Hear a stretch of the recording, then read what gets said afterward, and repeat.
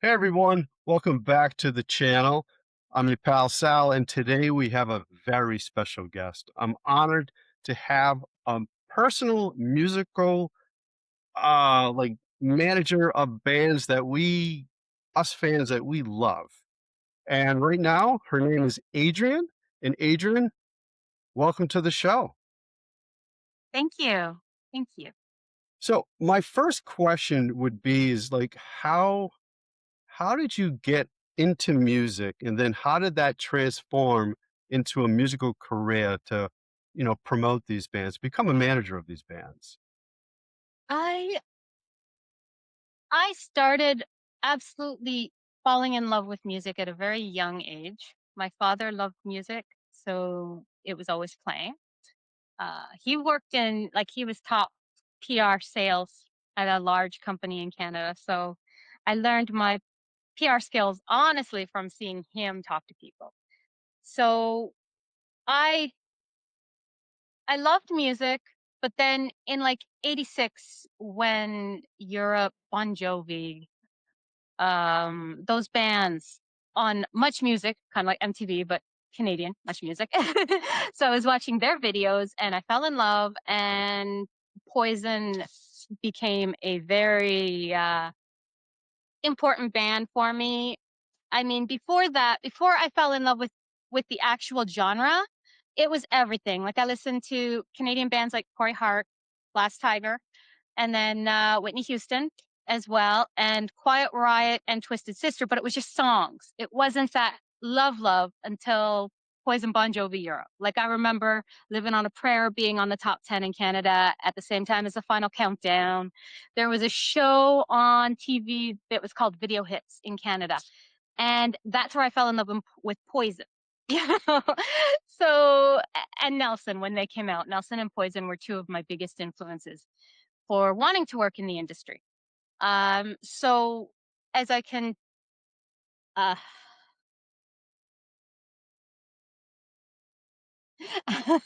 sorry. No, Okay, it's fine. It's fine. so when when I started to really enjoy music, I didn't think of it as a career at that time because I was, I think, 11 at the time. Okay. But continuing on through grades 6, 7, 8, it became more apparent that I wanted to work in that. I started, when you start thinking about what you want to do and making your resume look good for colleges and universities, because my father wanted me to be like a lawyer or something. So he was pushing me to do volunteer work, but the volunteer work I was doing was with I lived in a smaller town outside of our um, capital city, and it I would volunteer with the festival committee of it was called Settlers Days back then. I don't know what it's called now. It's gone through many changes. And I helped with the bands. I helped I can't tell you the names of the bands. I do not remember the bands, except the Stone Canyon band did come, not like Ricky Nelson's, but that was later on. They were named something else, of course, after that, but they were members of the Stone Canyon band, so that was fun to talk to them. So I started that way. And then when I got into high school and I realized that I couldn't play an instrument, I tried, could not do the being on stage. Didn't really find myself with the confidence either. I was a very shy person. Sure. So yeah, so I realized that I wanted to work behind the scenes. So then I started looking up jobs that would work. And not knowing, I mean, you start looking, there's not a lot at college and university at that time, because that was the 90s, that was music specific. My choice was more film industry. And that was my second choice. But that's what a lot of them had, was radio or film. And that was it. And I did find one school outside of Toronto that did music business management. It was a different name at the time, but that's what it's turned into now, because they were still kind of rolling it out. as a program, and it was tied in somehow with York University in Toronto. But I do know it's not a university program, but it was as hard as a university program, and it was intense. It was a 2-year course that should have been a 3-year course, and I so I got accepted into that. And I think because of some of the work I did, like I helped bring when I was in high school, I helped bring Lee Aaron to our high school. No Yeah, kidding. to Wow. our yeah, I don't even think I told you about that. But, No. 1990, we had Lee Aaron play our high school, and that was the first time that I actually had something to do with a major artist, and I worked the food and beverage portion of the rider. So I was part of the backstage crew. Of course, in 1990, I was still young, so my parents actually were the ones in charge of that. But I got to see that, and I got to talk to her crew and to her, and she was lovely. But it was interesting because I was more interested in talking to the tour manager, who I eventually did do an actual interview with for a project on jobs you want to do when you get older. So I talked to him at a later show in like 1992 or something about what it takes to be a tour manager and how you get into it. But think I graduated high school around 93 and went to and I I can't remember if I took a year off or not and just did festivals and trying to build up my resume a little bit before choosing the right it was hard to find the actual course. When I found the course and I applied and I got into it, I was so excited. And at the same time, I had gotten into a very esteemed film course at a different school. And I turned that down and everyone thought I was crazy. But music was more what I was interested in. So it was a 2-year intensive course and it did everything. Like it was music business management, but there was a lot of arts parts to it. Sure. And at the end of it, you choose a internship. And I was looking and there was a booking agency, there was stuff, but I wasn't interested in any of the actual places that were saying that they wanted an intern. So we were allowed to go out and find a place too. I contacted MCA Music Group Right. and I asked them if I could intern there. And one of the publicists who actually in the publicity department was a graduate from the course. So it was so nice to actually get in and they wanted me and so I interned in the actual publicity department in the Toronto office of MCA, which was at that point it was like the head office for all of Canada because the rest of Canada, it's smaller cities and stuff. So they had like 2 people offices scattered throughout the big cities, like maybe one in each province. And that was it, other than Vancouver and maybe Montreal. But Toronto was the main. So everything came through there. So in all honesty, in like the 6 months that I interned there, I learned so much more from the 4 people who worked in the publicity department. And I was in charge of the files. Back then, nothing was digital. Right. Yeah. It was 1996 and everything was files. And I still have a ton of the artist biographies and 8x10s that I looked after because they let me take that back to the schools so the school could see how the bios were written, Yeah. by tens, press kits, all of that stuff, and how they actually did it at a major label. And I was in charge of the files. So, I mean, there was some really good bands, because of course it's not just MCA.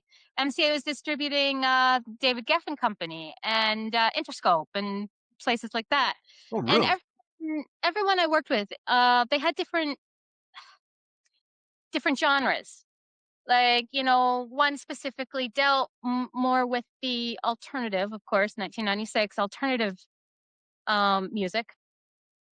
Country was huge in 96, of course. And it's funny, my father loved country music, and I wasn't really a fan until Shania Twain broke out around that time. And working at a major label, you don't choose who you promote. So you learn to promote all genres. So some of the people that came in weren't my favorite, but then other people, it was like, wow, you know, it was so fun to promote music that you love. But after that, I learned I really loved country too. Like, because country at that time in '96 had turned more into a country rock. It had that rock influence because of Sure. Shania Twain and is it Jackson? Mutt? Is it Mutt Lang? Yeah, Mutt Lang. What Mutt Lang. lie, yeah, what lie. He turned, her music is just this borderline into the rock industry, and any man of mine just did it for me. you Yeah, know. yeah, Um, so during 1996, one of the highlights too of being at MCA's, I got to spend press junkets days with quite a few artists, and one of them was Jason McCoy, who he was just starting out. I think we were working his second single called Candle, okay. and he was one of the friendliest friendliest guys. And his manager, young guy named Ron Kitchener back then, he was when I watched how he interacted with his artist, because I went to a lot of different shows with Jason to see Jason too, because we just hit it off.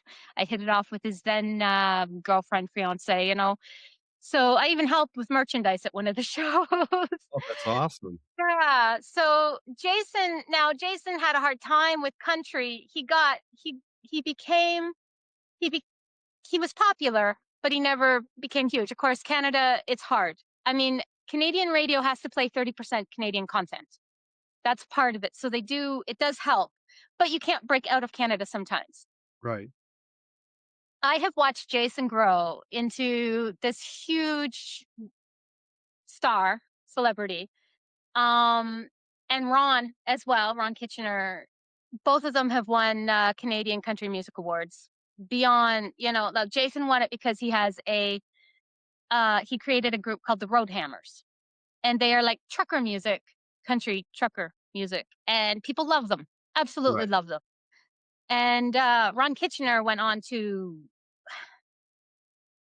cover a lot of different country artists, Canadian country artists, and he's being inducted. I believe he's being inducted into the Canadian Country Music Hall of Fame this year. So, but watching him, I saw what managers did right. Yeah, Like that's when it's like, oh wow, if that's what being a manager's like, I really love it. But I also love PR. I love doing what at MCA, pushing the bands that I really enjoyed. When you love the work you do, you can sell it better. Like, and of course with my father being a sales manager and in sales, it just it all worked out great. sure, yeah, Um and and when I'm doing PR, my shyness is gone because I feel like I'm a different person sometimes because I can sell, and the passion is there. The passion for the music, everything. right, Yeah, so they loved me so much at MCA. They couldn't they tried to get me a job there, but the company wasn't hiring. They okay, were hiring in areas that I couldn't fit. Like it was when computers were starting. So people who were majoring in computers is what right. they were looking for at the time. But they actually paid me. It was a paid internship in a paid internship, which uh which wasn't no one else got that. I had the best placement of my program, and I think there was it was a quite a large number on the first day when I started college, 35 people. 11 people graduated. That's how hard that course is. Like that's, Wow. a lot of people couldn't handle it because it was very intense. It wasn't Right. just yeah, people, it was intense. We had a girl who she dropped out first year. She got a job at Disney because she had majored in communications at university. So she got a job at Disney, but she said that our course was harder than her communication course at university. Wow, no kidding. Yeah, Okay, like it okay, was, I mean, because we're taking marketing, we're taking psychology, sociology, accounting. contract law, just a lot of different things because you never know what you're going to be dealing with whatever Right. job you go into because it was anything music industry related. Um, so MCA was a huge. It was the biggest impact on me. I'm still friends with some of the girls there that trained me. Yeah. They no longer work there, of course. A lot of people left. Some created their own management companies and PR companies. Even the A&R guy who signed a lot of big people, he's got his own music company and management company, like label as well. Oh, that's And awesome. then, yeah, like it's great to see how everyone grew, you Right. know? Yeah. And so after college, it got a little harder after college. I had to take jobs that weren't industry related, but I was still doing major festival, like help with the festivals. And I was on a museum board in our town and I did everything I could that was in the arts and culture area. I was actually on a board for arts and culture too, for Smith Falls, which is where I come from, which is fine. It's not where I was born, but that was where my parents decided to move when I was young. So Okay. it's a beautiful small town in the Ottawa Valley. So I had all of that and I had all of the festival and I just kept building my resume as I could. And throughout high school and college, I was also getting press kits from bands, underground bands. I was staying up to date on all of that. It was back then again, it was snail mail. You had to write to a band to get Yeah. information or leave your it was through pen pals and through word of mouth through not emails, through long letters and stuff. I had a ton of pen pals. That's how a lot of it, a lot of how you knew, like back then Metal Edge had a pen pal section. Yeah. Yeah. I was So I was gonna mention that. Yeah. yeah, a ton of my pen pals were from that Metal Edge pen pal section. So that was cool because that's how I still, bands like Erotic Suicide and the Heartthrob Mob stuff, all of that stuff, it all came I've got cassettes. Just I'll have to send you photos of some Yeah. of the cassettes I have that are some of the demos and press kits that people sent me. That's Um, awesome. yeah, because of course I found some of them on Facebook, some of the members of the bands that I talked to back then too. So that's Yeah. all cool. So I had yeah, Th that's okay. So after college, I did have to move home and do that for a while, and then I went back to Toronto to work for a small. I'm trying to think of the right word. Um, it was the pop industry. It was at it was 99 to 2000, and I was she was distributed by Universal, which was MCA. There was actually two bands I worked with at the time that were it was different small labels that were distributed by Universal. So I was working I had a boy band and an all girl group that oh, I worked with. Yeah, and so I did do the little stint in pop music, and it was fun. And I I did a lot of. I was the only other person in the office, so I wore every title. I was doing everything, trying to get gigs, coming up with ideas. Like it was my idea to have the all female group that I worked with. I told them that they should do the anthems. Go record the anthems so we can send it to the sports teams so that they could sing. And they actually did end up going to New York, I think, for the Islanders, and they sang the national anthem at one of the hockey games. Yeah, I don't know. I'm sorry, I don't know sports. I just know that it yeah. was a good idea because that's what Yeah. everyone was doing, right? They always have bands doing stuff like that. Whether it's because these were smaller, emerging. They were big in Toronto. Right. The bands they were huge in Toronto, but of course, and being distributed on Universal, at least in Canada, they were known. In the States, I don't know if anything ever came of it. But again, other people that I got to see grow and flourish. The all girl group broke up, and so did the boy band. But one of the guys who was in the boy band has continued on. I think he released two CDs in the pop industry. They did, I would say, really well, but he decided to go country. So he's in Nashville now doing country thing with, I think he toured with Keith Urban and a few other people. So And can you mention who that artist's, name is in case, people would like to know? Jesse LaBelle. Jesse LaBelle. Okay. Thank Yeah, you. he was great. I was actually with him one time when he wrote a song called Lost. So I got to see from how he kind of wrote it to the demo version to the actual version that ended up on the CD. Sure, But yeah. still Awesome. learning. Like I was still working for other people back then, like other management companies. So I wasn't fully into my own at that point. Yeah. And that was early 2000s. And at the same time, I also took a volunteer job at Koch Entertainment. So Koch. I'm hoping I'm saying that's right. Yeah, yeah, yeah. Yep, Koch Entertainment, and I worked under Eric Alper, who was the media relations, and he was the only person on the team at that time. So for the media relations, and I mean, I remember doing a lot of, play this song, this person's coming, can you do interview, like calling a lot of the radio stations and pushing and promoting and stuff. And he would give me, whoever to do that day. He had me looking after the Putumayo label, which was fun. That's world music. So that was fun. It was like my own little project. But then there was a lot of other things happening too, because they had an older Shania Twain CD. They had an older Michael Bublé CD that they were pushing at the time. He worked with Opeth, I remember. Like I still have a bunch of the CDs that I got while I was there too.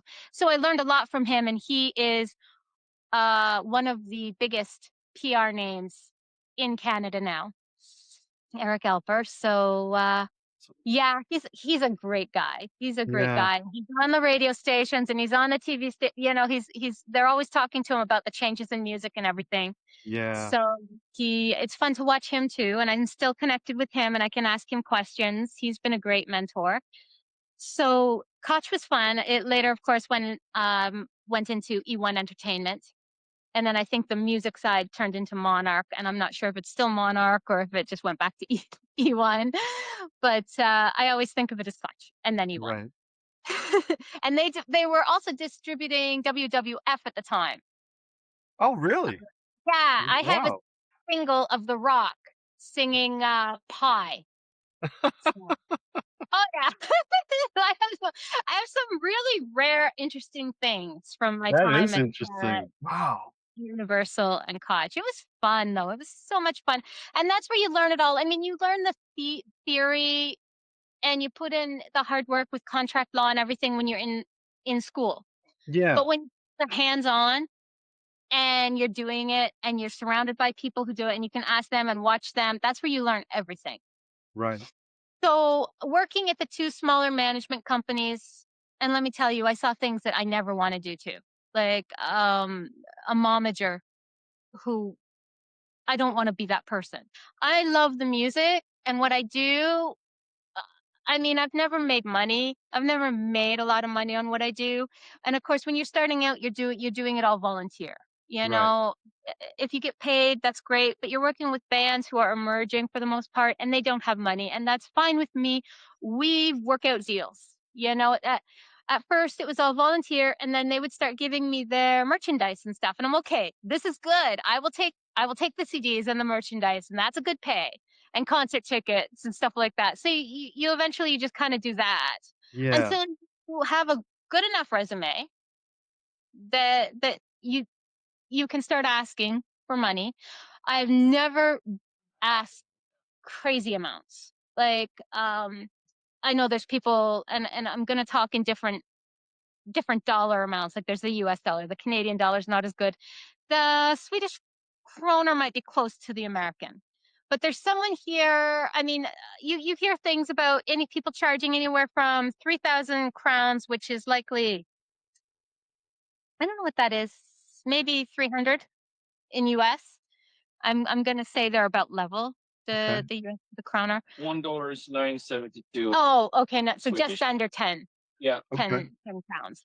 So yeah, so 3,000 would be close to, not quite 300. 300 But bucks. you hear people starting charging that for a band for about a month level pay, up to like 55,000.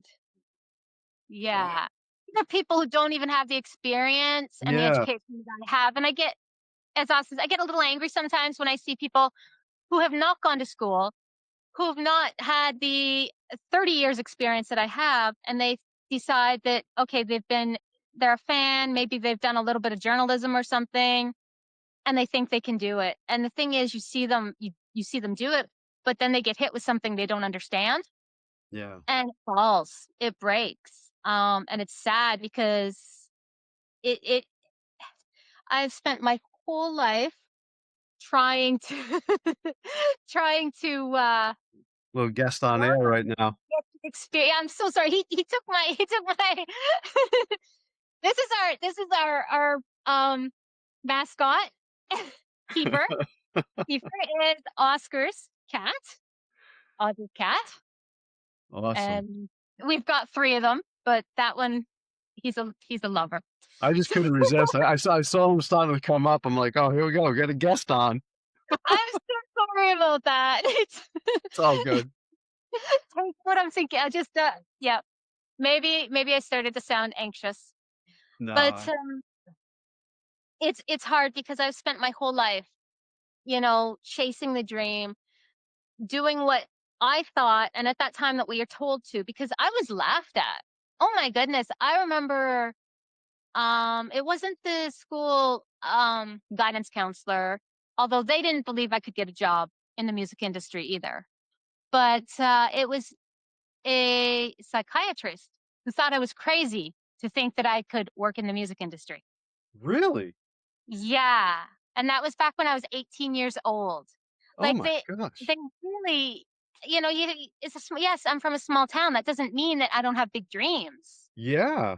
you know? So, I did everything I could possibly do to make my resume look good, take the education, get the experience, soak in everything at all of the, volunteer opportunities. Yeah. Even one of the biggest things I did was in 1999, I was part of the board for bringing the Canadian Country Music Awards and a week. It's a week. Yeah. The awards are at the end of it to like it came to Ottawa, and as soon as I heard it was coming to Ottawa, I contacted the Canadian Country Music Association, who is the ones who put it on, and I became a member of the board. I was part of the PR portion of it. Richard Flohill and Associates was the person in charge of it at that time, and I worked with him. I actually edited his speech for the award ceremony. I mean, Wow. That's and awesome. I caught some issues that he had to fix. But yeah, like I mean, those are the things I did, and of course, seeing all my old friends because that was in '99, and I had done MCA in '96, so I was invited to the Universal Party. Terry Clark played, Farmer's Daughter played. After the party, there was a open jam session at one of the hotels, and that was fun. Then someone came up and said you had to quit because 2 a.m. in the morning in a hotel on a mezzanine.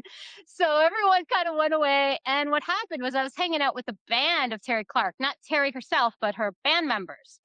And we actually they wanted to find the guys who play with Farmer's Daughter who were in the band. So we started knocking on doors. And that was fun. I mean, it's a fun little musician thing. Yeah. You goof off a lot. The open jam sessions are amazing. Things like I mean, I can't remember all the names back then. I made friends with the Jonah Brothers, who are another Canadian country duo. I was friends with them and hanging out with them back then. They were so nice to me. And Ron Kitchener was there, and Jason McCoy was there, still trying to do his thing. The only person who didn't show up at the awards who should have was Shania.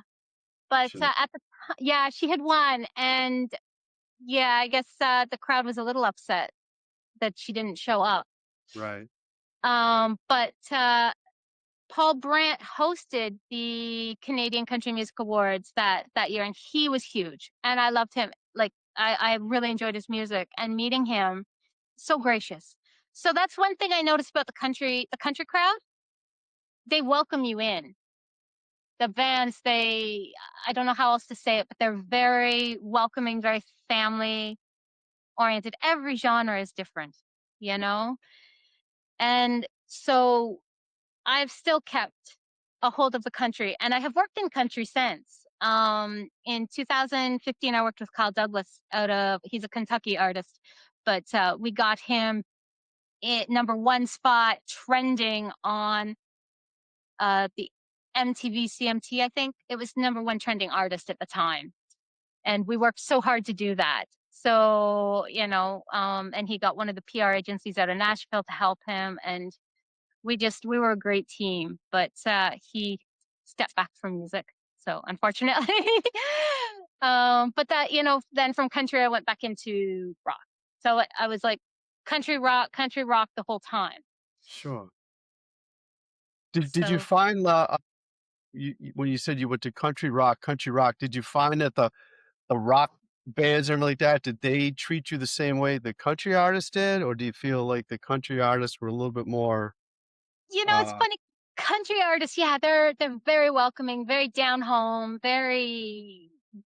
I want to say the word gracious. It's great. It's amazing how they are. So because country was so huge in Canada, that was kind of what I was working with for a long time. Then in 2009, I did pick up a rock band, and I worked with them through to the end of 2010. Okay. And they're the ones that were pretty much all actors outside of LA, or from California, I should say, because one's San Diego. 100 Monkeys. Don't mind talking about it because my name is out there. Can So can you can you tell, like, the viewers, like, the actors that were in this band? Or, I mean, if not, no no, that's problem. fine because there's the thing because I had contacted them and was in contact with, I guess, who the tour manager was at the time. It was very hard to get through to the actual band members. Um, but I started out with the thing that was huge back then and how I knew how to do because I had started it at other places was the street team. I knew how to create and develop a street team and make it work.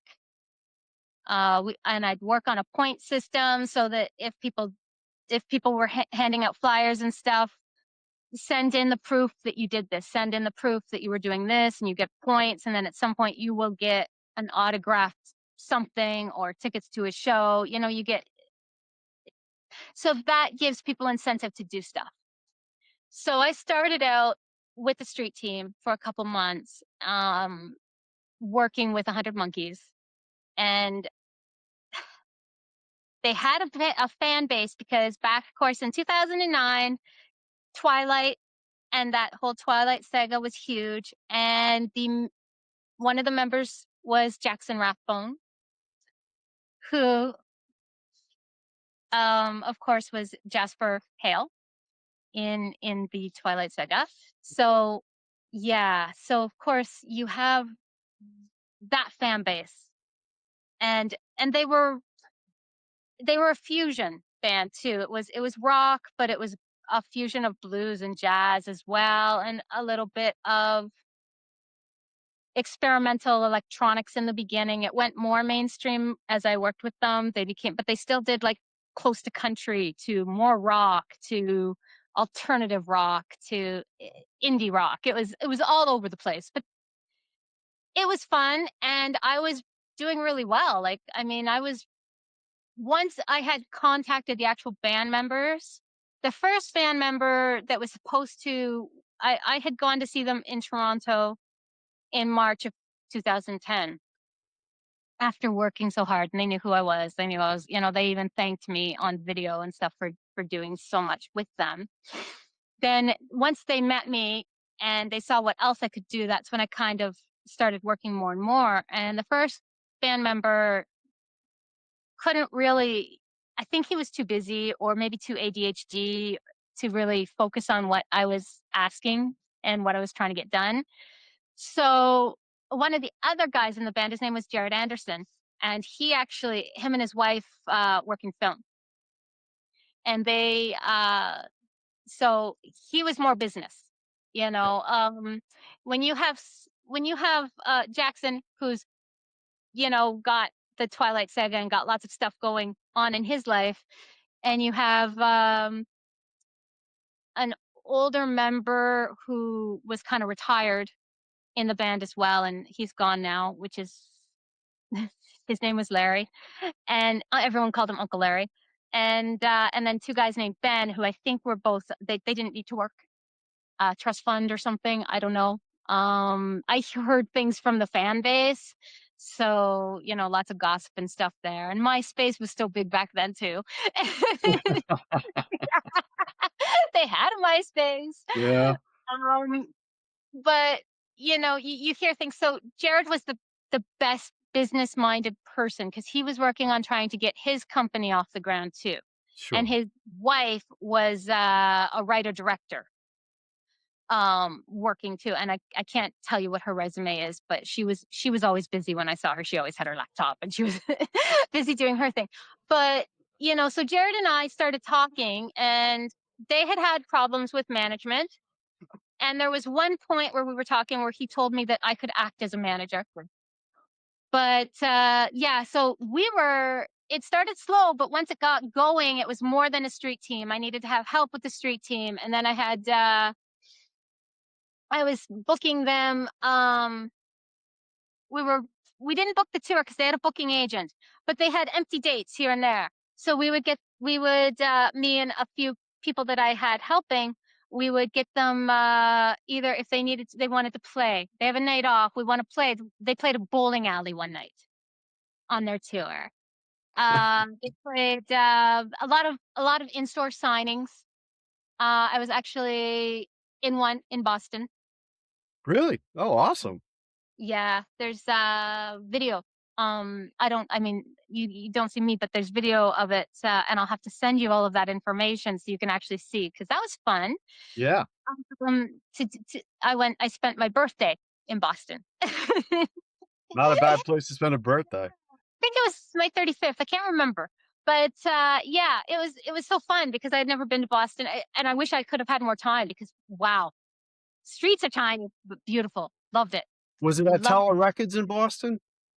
it was six. There was six floors or something. So I don't. Yeah. There was a Yeah, Tower Records on the corner in Boston, and, you're right, it was 6 floors, and it was just massive.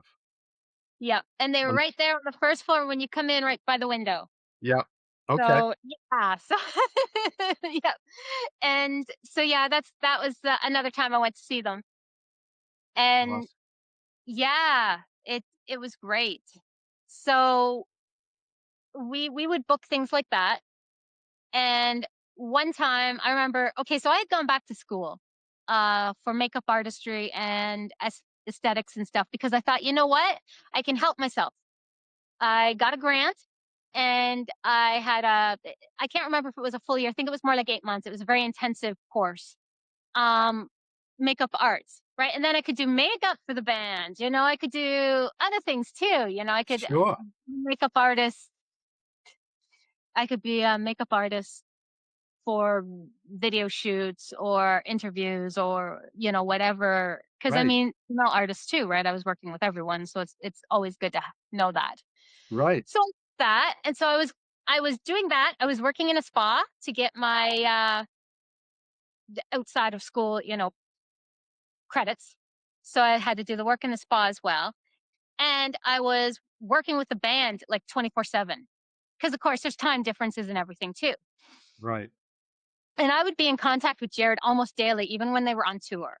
Like I did the press for one of their tours, and I got this beautiful basket of goodies from them, with a thank you and everything. It was amazing. And at the same time, they had an indie film coming out that Jared, I think, had been behind part of. So Jared was in it. Jackson was in it. I think the other band members were in it very briefly too. But it was called Girlfriend, and it actually got shown at the Toronto International Film Festival. So that was another time that I saw them. And I got to be on the red carpet for that and everything too. That was fun. But so at the same time they're doing all of that, I can't remember which Twilight movie it was. It was the second or the third that was happening, and they call me like 6 hours, I think, like, before the premiere, like, the red carpet premiere, "Can you get people there handing out flyers for us?" And I did, because apparently Jackson saw the flyers. Like, I called everyone I knew. I messaged fans from Australia, everywhere. I had this great friend in Australia, Marav, and I told her, and she got onto the, chain of emails and stuff and started contacting people too. And we sent out flyers and made sure that whoever was in that area going had flyers so that Jackson would see that. But when I was working with them, one of the things was with the PR, don't mention Twilight.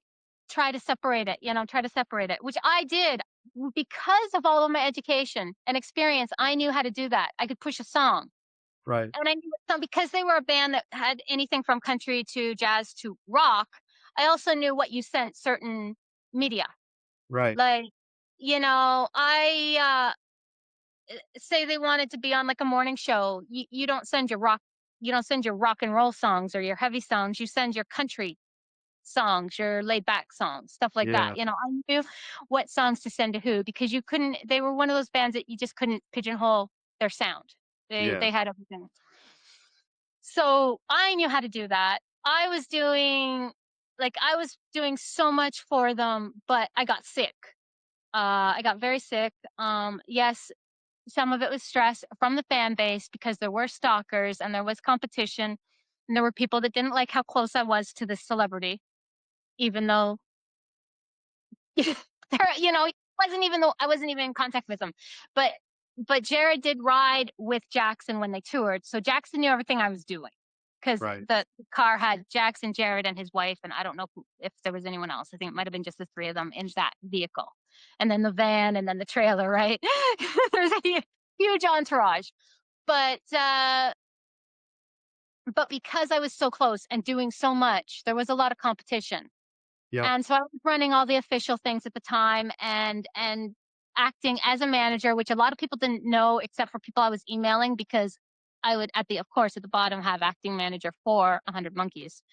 Um so the unofficial fan clubs took over, and there was a lot of cliques in their fan base, and there was a lot of fighting, and it just became so stressful to me. I actually developed gallstones and had to have a surgery. So one of the last times I saw them, I was very sick, like to the point where I was told that if I took a hit or a fall or something, I would likely end up in the hospital, oh, because it was bad. But yeah, wanted to go see them because I knew that I was going to have to take time off. I knew it was time that I had to step right. back. And that was in late 2010. And I was at TIFF. And TIFF was fun. It was a great send off. I made so many friends. I'm still friends with some of the people from the film. You know, one of the actors had Down syndrome. His name was Evan. Evan is a great guy. He was there on on the red carpet in the after party. Just a lot of fun, a lot of great people. Um, but there was another person who the tour manager had coming in, who wanted to manage them too. And I'm not into that competition when I'm not feeling good. So I stepped back. But one of the other reasons was because I was also told that they weren't gonna last another 2 years. Okay, They they were gonna split up. It wasn't gonna happen. So and that was from Jared. So okay, I did get back, yeah. But they were fun, and they did finally implode. Jared and Jackson went their own way. The other guys tried to keep going, but it didn't work, and they had to change their name, and I think part of it was because I had the education and the experience. They tried to change their names, these 2 guys. Jackson got busy with his whole life outside. He used to call Hollywood Holly Weird. He moved out of California. yeah, He was a Texas boy, so back to Texas. and Jared's been all over. He's from Southern California, and he actually lived over here in Europe for a year. I'm not quite sure what he's doing though, because we don't talk. We lose touch sometimes. Still see him on Facebook, still see the yeah, updates, but I move on with my life too, because right after 100 Monkeys, I started working with band out of New York called Toxin. Now, Toxin didn't last long, and I can't say much about them, but they were rock. They were really good. And the lead singer's father was the drum tech for Twisted Sister. So his Steve Cluse, and he was a great guy. And I Okay. tried working with them, and I got their CDs and everything. But of course, they, as a young band, they did their thing. They opened for Bret Michaels a few times, but they're, no longer. There's other people again.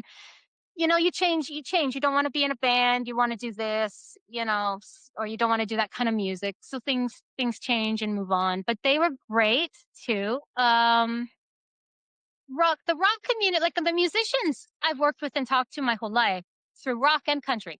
Amazing people. Great. Yeah. In different ways. Very good, very welcoming for the most part.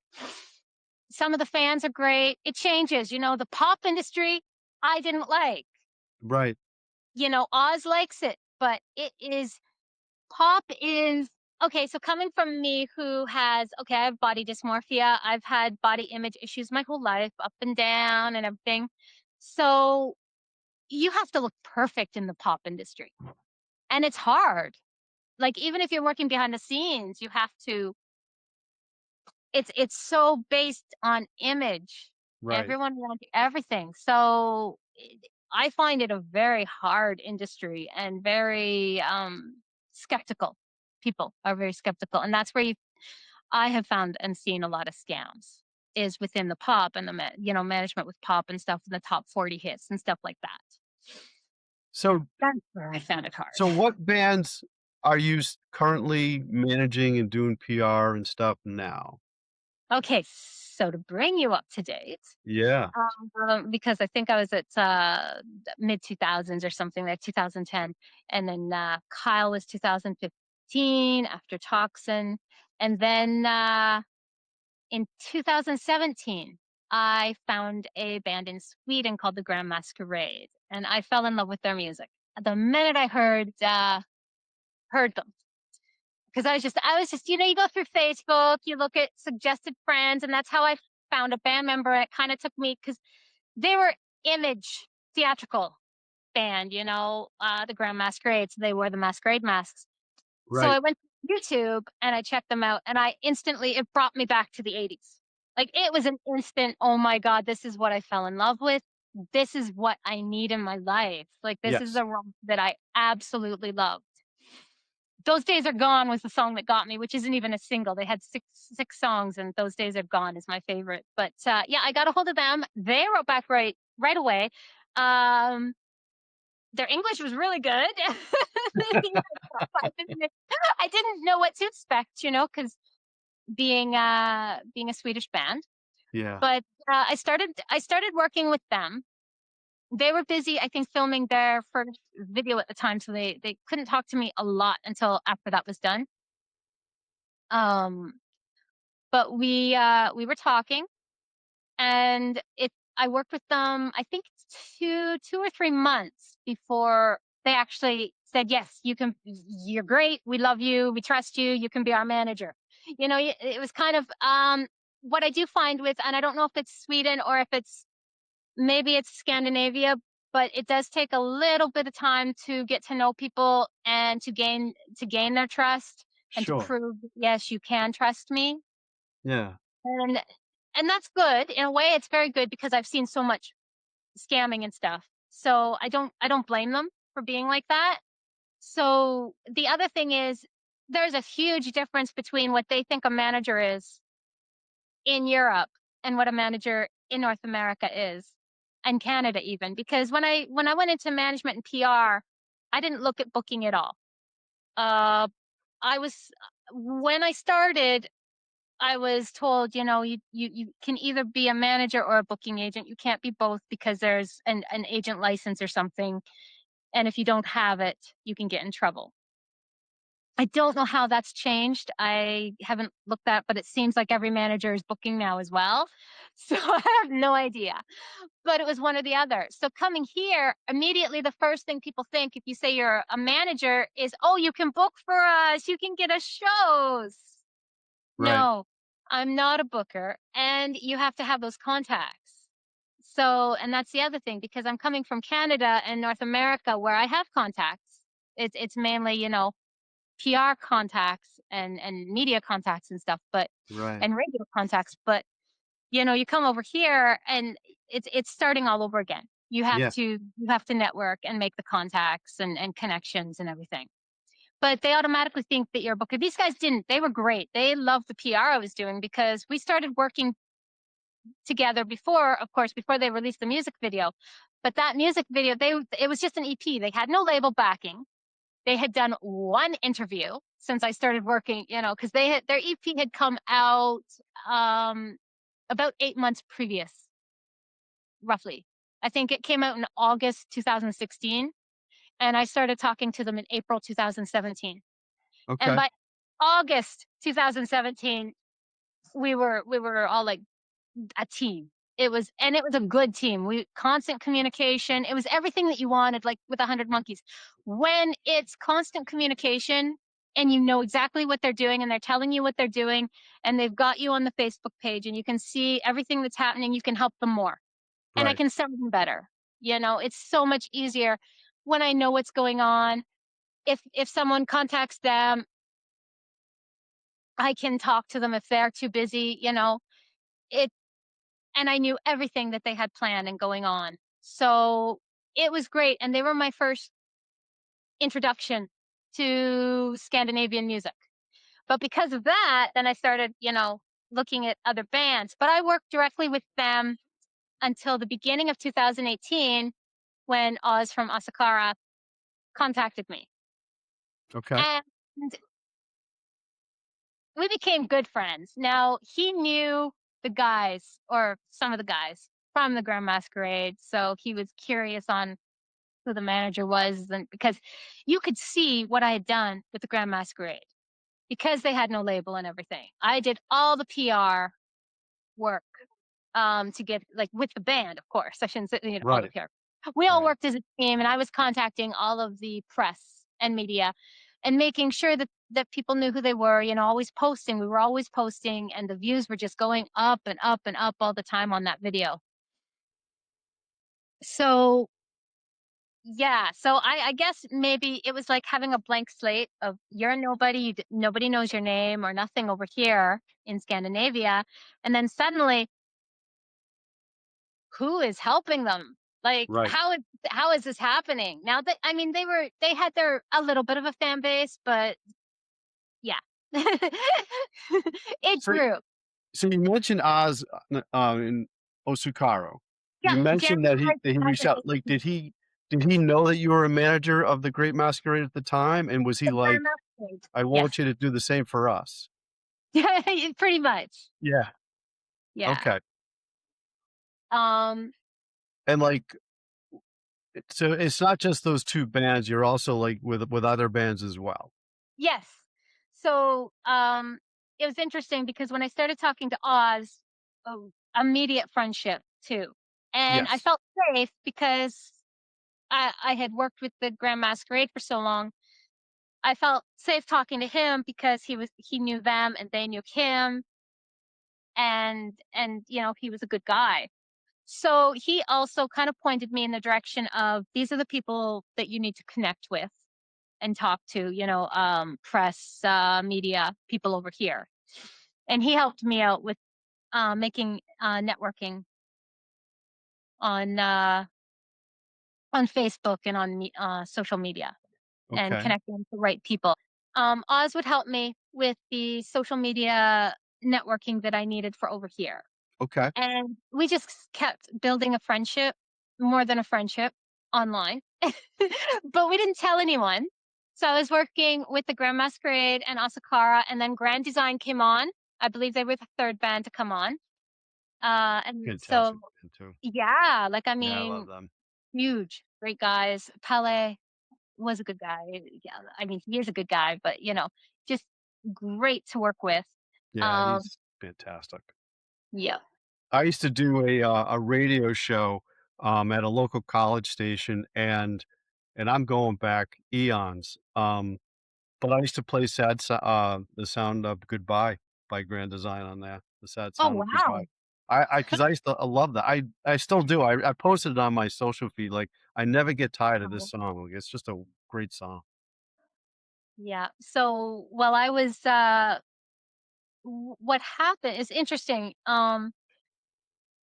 Working with the Grand Masquerade and Osukaru and Grand Design, and then there was a festival that was going to take place in Malmo, and it was a melodic rock fest, Scandinavia. Which because melodic rock fest, of course, there was a U.S. one and there was an Australian one. So this was the first time it was going to be in Scandinavia. And the Grand Masquerade were performing, and so was Grand Design. So kind of decided maybe it was time to come over here and meet the bands I worked with and meet Oz because there was more than just a working relationship happening. But we didn't tell anyone. And so I came over. I brought my mother because we had never really gone on a trip. It was the first time in Europe, and she wanted to see Europe too. So yeah, so we went to Malmo. We did stops in the 3 cities, but we went to Malmo for the festival, Okay. and it was nice. They even gave my mom a VIP festival ticket too. So Awesome. she was able to take it in, and Boulevard were playing, which was crazy because I had seen Boulevard way back in the 80s with Glass Tiger. So it was so cool to see them again. Yeah. It was nice because, my father, who's no longer with me, he passed in 2006. He had taken me to Glass Tiger and Boulevard. My mom was never the music person. She loved the arts, but she wasn't really the music person, but she became the music person. And everyone loved her at the festival too. She's like everyone I met. So what happened was at the festival, I kind of picked up a lot more bands.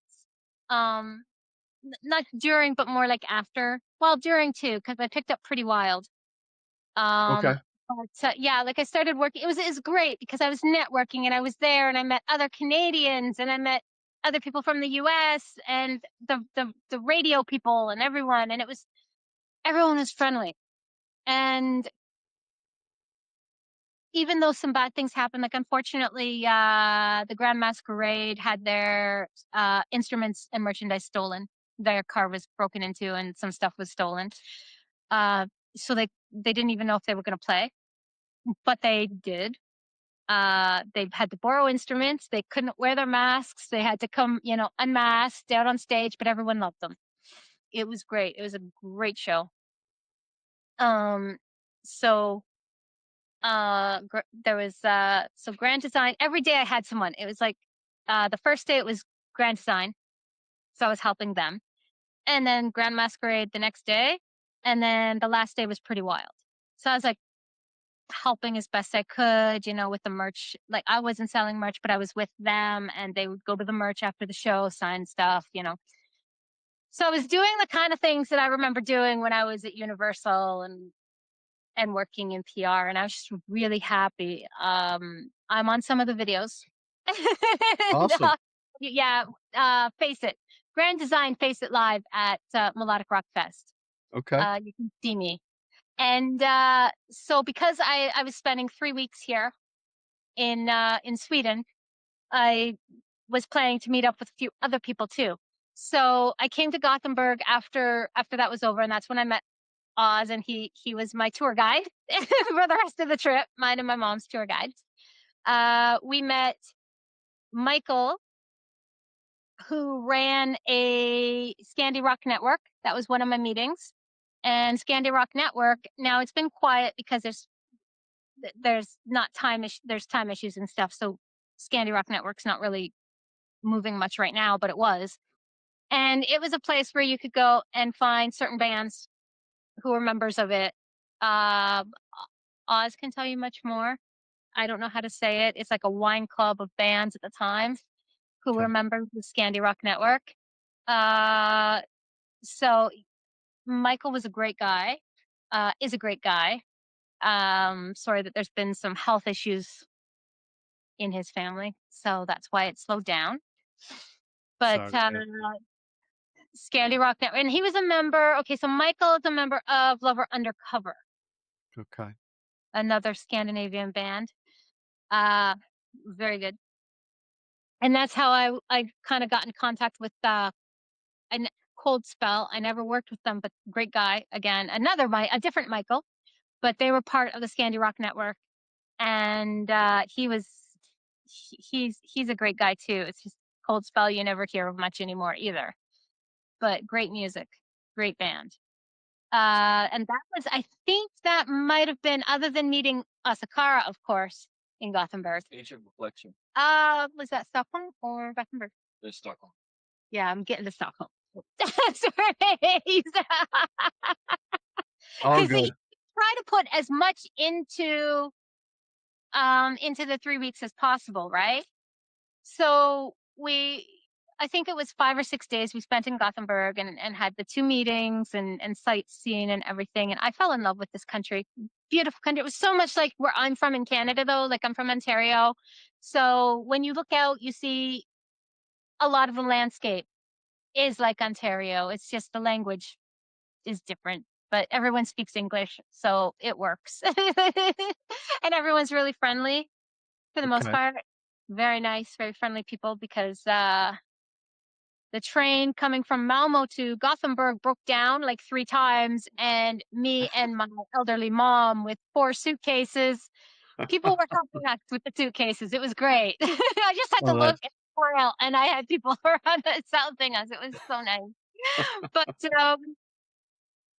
so yeah, so I met with Asakara, and there's some inside jokes there, because I remember, because Oz and I had wanted we it was like a long distance relationship sure.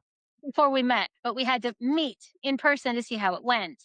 Right. So of course that was part of it. And I remember after the meeting with Asakara, the guys sending him texts saying she's too good for you.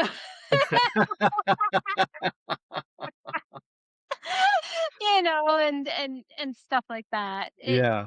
Because Asakara was like, they're a family. They were a family. Most bands are. They're very close, Yeah. brother, close. That So brotherhood. Sure. Yeah. yeah, and so they were really close. Of course, there's been some band member changes since then, but still great guys. I still remember that meeting. It just, and it was in the old, not quite the old part, but close around the old parts of Gothenburg, which is such a Okay. nice area. Yeah. Was Copenhagen. Yeah. And And so you and Oz hit it off, yeah, and we came to Stockholm because I was scared to go to like, I mean, it's traveling. Gothenburg to Stockholm is like 5 hours on the train. yeah. So, and Stockholm being the big city.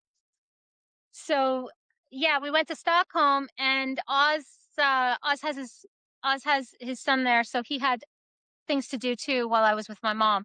But I met with the Grand Masquerade again. Oz and I met with Pele from Grand Design, because we were planning feature, and Pele knew right away, because we weren't letting people know. It was so did Michael from the Scandi Rock. They knew right away that we were an item. Just by we're trying so hard not to act like it. They just knew. I think it was because Oz was nervous when we were with Michael. I don't know how Pele knew, but Pele knew. Pele Right. knew. Yeah, he just knew. And we had a great meeting though with him, just planning future and stuff. Okay. And Oz and Pele hit it off, like to the point I think where Pele was calling Oz all the time about ideas and merchandise, and should we do this, and what do you think of that? And they were brainstorming a lot. And Yeah. it's good. I love it when the bands I work with connect with each other too. It's not just Sure. about me. I want my management company to be like a family too.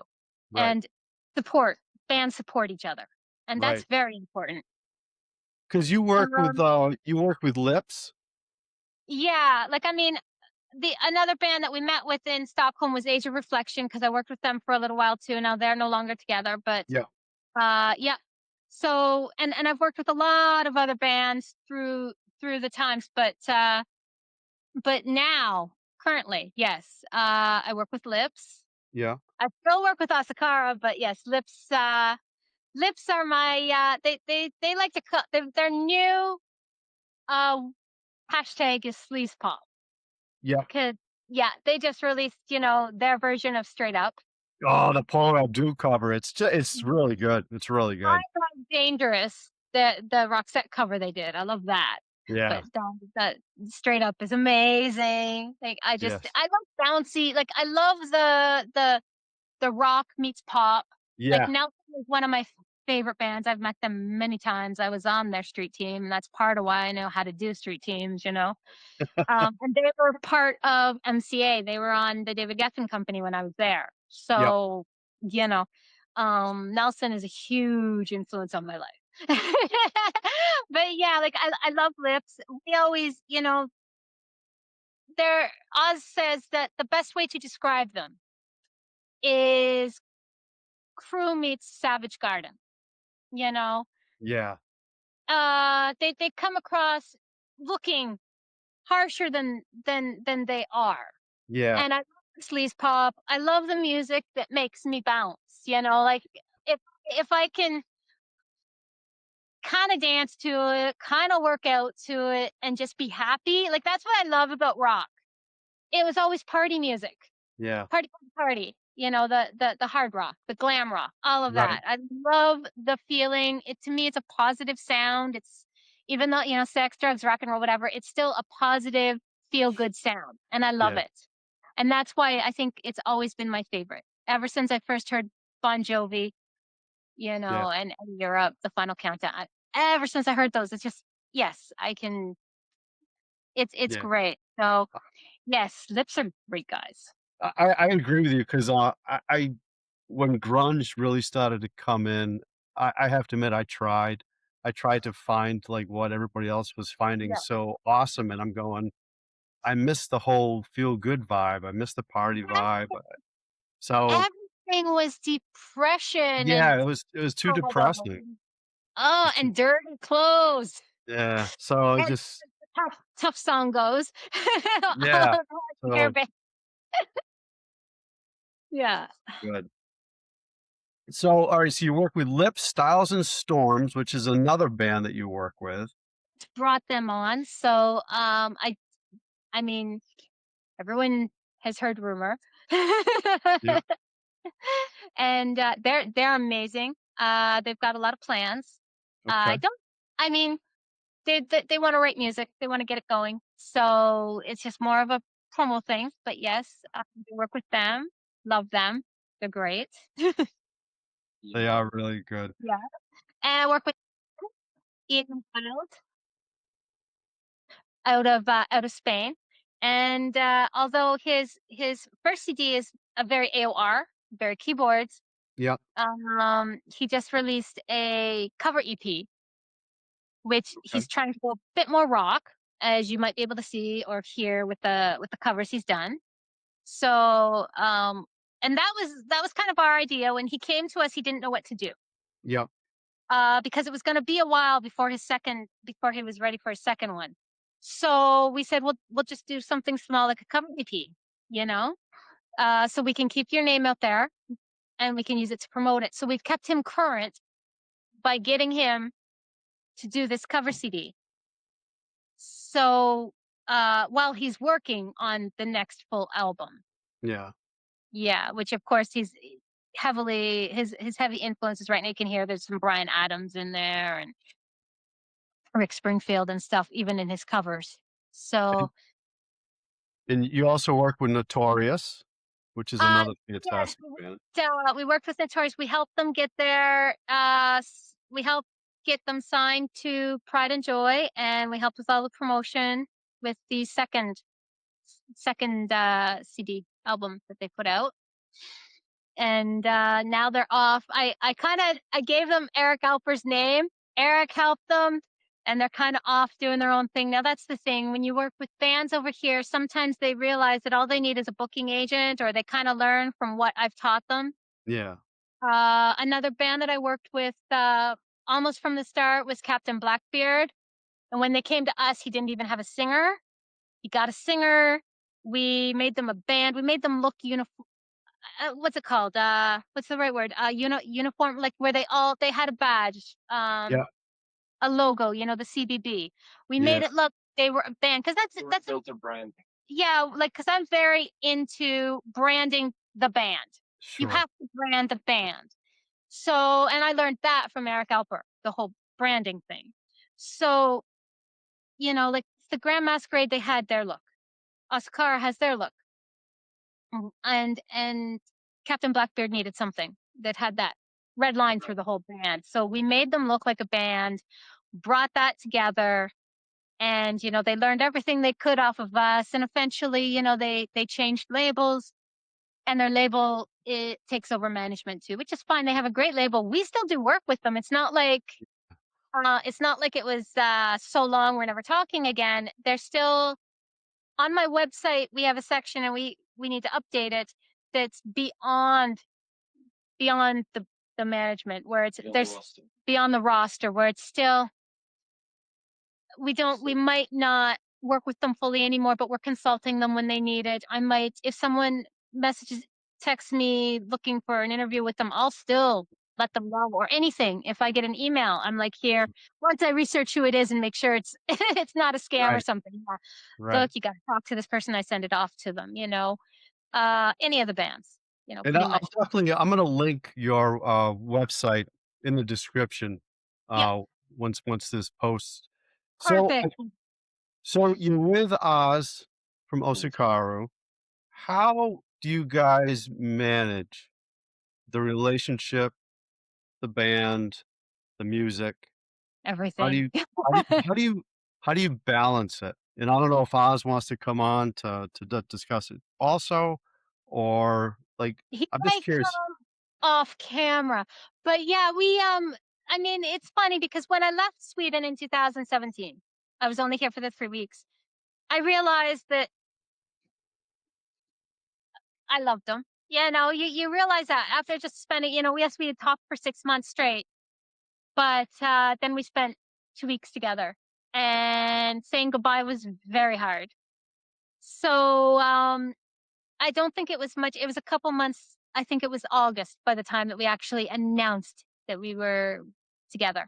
Okay, And we decided I came back to Sweden in the fall of 2017 alone, and spent the 3 months here that I was allowed. I believe it was the 3 months. I can't remember now, but I think I went for the whole 3 months that time too, because I would come okay, back in Canada. You can come. You can come to the Shenzhen area, um, and spend 90 days out of 180 days. So it was worth it for me to come here because I could still work from my computer or whatever. right. Yeah. So I could come here, spend the 3 months here, then go home for 3 months, and then come back. So I came in the spring and the fall. But yeah, we realized, I mean, I brought the I brought the North American way of doing things to him, and I mean, for me, it's always been about community and like a music family and community and all of that. And he would be teaching me the European way and the differences and everything. And it just works. It really does. And I think he is going to come on for a second, but it does. It works. He does things a little differently, and so do I. And we meet in the middle. And yes, sometimes we argue a little bit. Like sometimes there's a disagreement, but Sure, people and I don't know if this is something that has to be edited out or not, but we're both on the spectrum. So we both have different ways of seeing things too, because sure. female versus male. But someone summoned me. Yeah. can you Yeah, Oz, I welcome, mean, I welcome. have no problem. I have autism and ADHD. I mean, I have no problem with that being out there. I see it as a superpower, as one should. And I had an it's not incident. What is it called? Well, someone got got got up to me after our show playing indoor summer in Hamburg in 2019. It was a mother who had her son present at the show too. And she made me pretty much an example for him, being like, if he can be there up there on stage doing what he loves, then you could too. So Sure. she got up to me and told me all of this and asked me if I would speak to him. I said, of course, I can do that, no problem whatsoever. And he got a little bit inspired by talk, and I kind of, I got I got along with him very well. So I ended up spending the entire weekend in Hamburg with them, and still to this day, she and I remain very close friends. The mother, that is. That's And awesome. yeah, and I mean, I cared for the kid, and he, for what I've heard, he's doing great now. Yeah. Awesome. And I'm not saying that seeing me perform started that, but even whether it's tiny or a small piece or a big piece of the entire situation, I'm very proud of my little contribution there, because it is important to know that when you're on the spectrum, when you're considered strange or weird by the people out there, use it to your advantage. Make something out of yourself, whether it's music or it's art, entertainment, sports, writing, what have you. Do you? Because with me having all these autistic flares to my life, Characteristics. characteristics, thank you, OCD being one of them, that's, ADHD. yeah, I'm looking through details, like when I do record covers and I want to bring in Easter eggs, and I always add, whether it's Osukaru or I do artwork for other bands, I always ask them to send the songs over to me, that so I can listen to them while I will do the work, because I want to see if I can put in Easter eggs from the songs into the artwork and make it connect Yeah. to the music. Sure. And I think that is me doing that. Part of it is because I have OCD, and I want Yeah. to use that to find Perfectionist. these, exactly, find the ways to that, for to me the artwork looks perfect, and it looks like the perfect little thing that brings the album together visual. Yeah. See, we're both Yeah. perfectionists in what we do. So, and as well, the whole being on the spectrum, I was an advocate. As soon as I found out I had a late diagnosis, working with 100 Monkeys is what made me, because there was some people I worked with there who were on the spectrum. And actually, the person that I was working with in Australia, who was helping with the street team, she has it. And she said, I think you have it. And I started reading Look Me in the Eyes. And I cannot remember the author, and I loved him for the longest time because he actually was the one who did the guitar for Gene with the fire, with the bass, I should say, with the fire. He did that. John Alder Robinson, I believe his name is, but don't Oh, quote me on do it. you mean the rocky guitar to Ace Frehley? The one, the Oh, Rockets. maybe that's what, I don't know. It was fire. That's all I remember because it was Look Me in the Eye, John Alder Robinson, and he had this Kiss connection.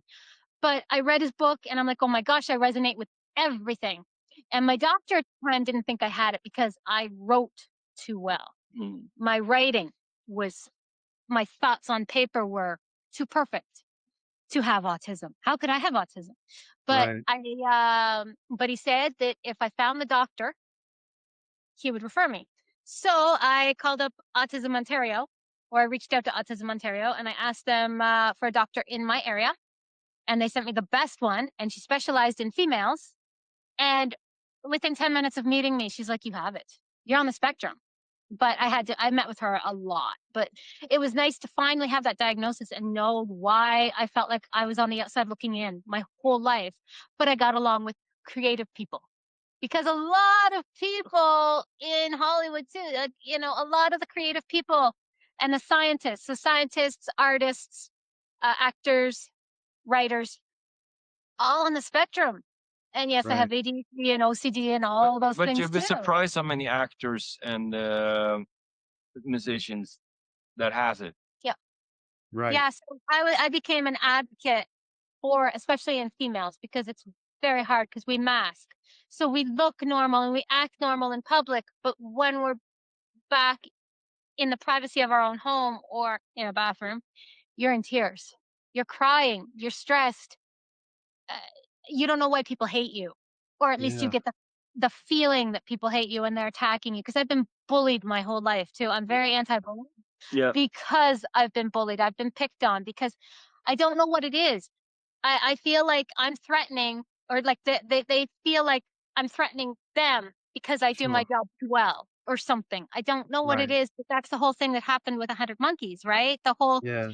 fan base and the cliques, they got angry and they had to start rumors and slander my name and say, things that I never did because it made them feel better about themselves. Right. And all I was doing over 100% of what I could do.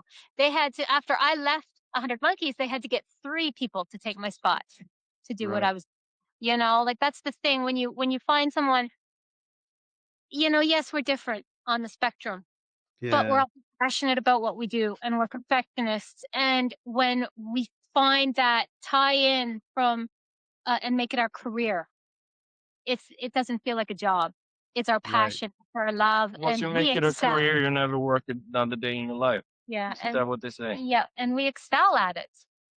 Well, I mean, So obviously, I mean, you both of you are crushing it, but I mean, Adrian, I mean, just based on your resume alone, you're crushing it. You're doing thank fantastic, you, thank you. and Well, it's very. I mean, when you sent this over to me, like, I yeah, honest to God, I was like, when I responded to you, you couldn't hear. I was like, holy shit, this is amazing! Like, holy shit, like just like yeah, again, like, just go and year by year and actually you did write it very fucking well, like, I have to admit, like, I was yeah, like, "Holy shit, this is" but, like, you've, uh, you've done so much, you know, with your life and stuff, it's amazing, it's amazing, and great things no, are gonna come to the future as well because, I mean, yeah.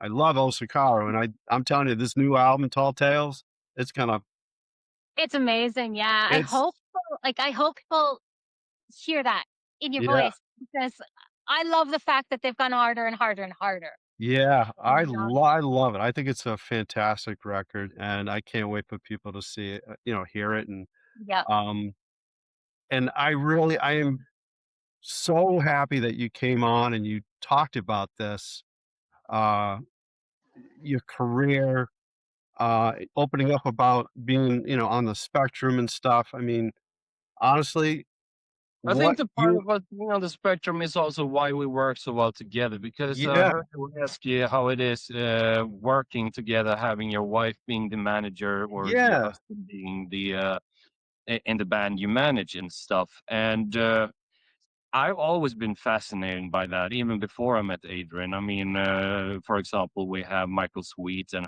his wife Lisa Champagne Sweet, who is managing Striper. We have, of course, Y&T, where it's a similar situation. Wendy and Ronnie James Dio, Ozzy and Sharon.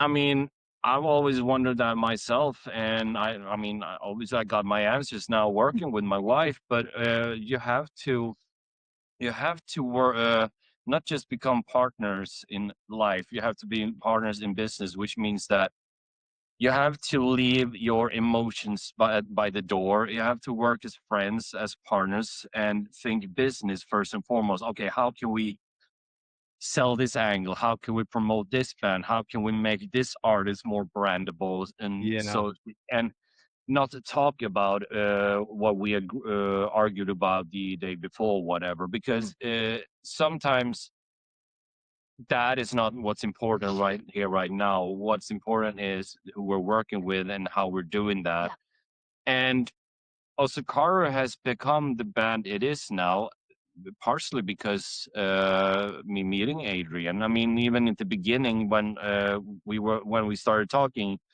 we had just started working on House of Mirrors, and I music wise, we were close to finish, but I was working with the artwork and sent that back and forth, and she gave me ideas on what to do on with it. And Starbound, she's actually on the cover, and she was also on a lot of the merchandise. I mean, I have a model right here, so I Right. might as well use it, you know? Absolutely, yeah. And she was obviously a big part in making that the visual aspect of that record come alive. And when I think we talked about that during the Osukaru interview Frederick and I had with you, that it was very close to either before or slightly after the release of Starbomb, we started sketching out the concept of Tall Tales. And it was due to her being on top of me a lot, being you have to watch Supernatural, the show Supernatural. It's especially the first two seasons. And I thought it was like some sort of Vampire Diaries crap. I'm not interested in that teeny weeny thingy. So, but it didn't take more than half an episode for me to be very locked in. So we were just watching and watching and watching. I think it's like episode 2 or 3 or 4 that is Wendigo, something like that. The third one, but I can't. And when I saw that episode, I was like, this gives me the same vibe as the X-Files, a little bit of Tales from the Crypt. It has a lot of history in it, of course, Yeah. Hollywoodized a little bit, but and the legend of the Wendigo fascinated me. So I was like, I want to write a song about this. I didn't have the actual song written for a long time, but I had already knew the song structure when I wanted to go with it. The influence of having Americana go into some sort of Docking territory, Yeah. have it being very Narrative. narrative. Narrative. Yeah, yeah. All good. And that's when I proposed the idea to Frederick. How about we do a loose, not a concept album, but an album loosely based on Yeah. monsters and legends, myths and legends. And he was very much for the idea. And throughout the recording, the working out the visuals and stuff, Adrian and I, Yeah. of course, discussed where should we go, what should we include, what should we do with this and that because of her experience and working with different types of artists and also being a big fan of the horror, the fantasy, science fiction, the history by things, religion, I have the spiritual. been since grade 2. I've been reading ghost stories. Real, Yeah. yeah, real ghost stories. I started that, and I was drawn to Yeah. the unseen things. I always questioned everything, and that's likely part of the spectrum as well. Questioning Yeah. everything, unsolved mysteries and ghosts and everything like that. Mm. And so, yeah, and as part of it, Supernatural, I had a brief time where I worked with Jason Mans, who did a song with Jugs and Ackles, "Crazy Love." Mm. And he performs at the Supernatural conventions sometimes. So it's a nice tie into. As well, I also am on Starbound. Yeah, she's doing some voice acting Voice acting. on that, and she's also doing it on a little bit of that on Tall Tales together with Eliza, who's on the front cover. Okay. So I'm using her voice as well. I mean, she is what is it called? Swiss knife, Swiss tool. A lot of a lot of things. I can use her for, and I Exactly. love that because we live and Brett? we live and breathe music and entertainment in this Yeah. house. I've even written half a book, Awesome. but I Oh, gave that. that's awesome. I started writing before the Grand Masquerade, and I got Yeah. half of it written. 70,000 words or something. Mm. Yeah. I never finished. That's a sci-fi, Which type is of some thing. But which goes back to ADHD. yeah. It's very easy to start projects to finish them. However, Right. Times we have Right. to put together to finish. yeah, Well, I mean, honestly, like both of you on here. This has been fantastic. Like this is so interesting. I'm so grateful to have you on, Adrian. Um, Thank you. Oz always welcome. Love having Oz on as well. Um, To come Mm. back and this talk. yeah, Uh, this has been fantastic. Mhm. So I'm really looking forward to seeing what becomes, in the Thank future and stuff. And we'll definitely stay in touch, and I'd love to have you back on, Adrian, as well, because I'm gonna have Oz back on, and we're just gonna shoot the shit about different yeah, bands. bands. We'll There's just so many good emerging yeah, glam bands coming out exactly. We'll everywhere. I love just we'll just do that, and I think that'll be a lot of fun. So again, thank you both so much. I mean, I really appreciate it. Thank you.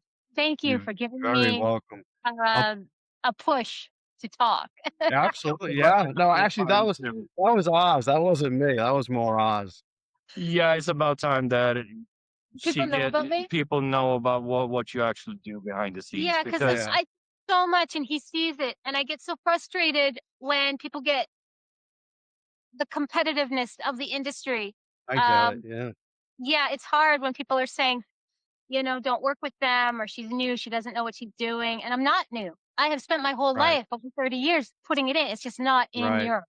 her So, right. her being very young looking makes her people believe she is new too. And it's something very popular over here is fans becoming managers or Right. booking agents. And I can't imagine being a woman in the industry today, even because that alone brings on another set of challenges. oh yeah, Right. But been that would be have to be a part two of this yeah, because Yeah. we would sit here for hours talking yeah. about And we that. don't have like time. You have to No, edit this. Well, but I'll definitely have you back on. We can talk about that at part 2. We will do like a woman in the industry and then kinda like the challenges that you face and stuff. We'll definitely do that. yeah, I Yeah.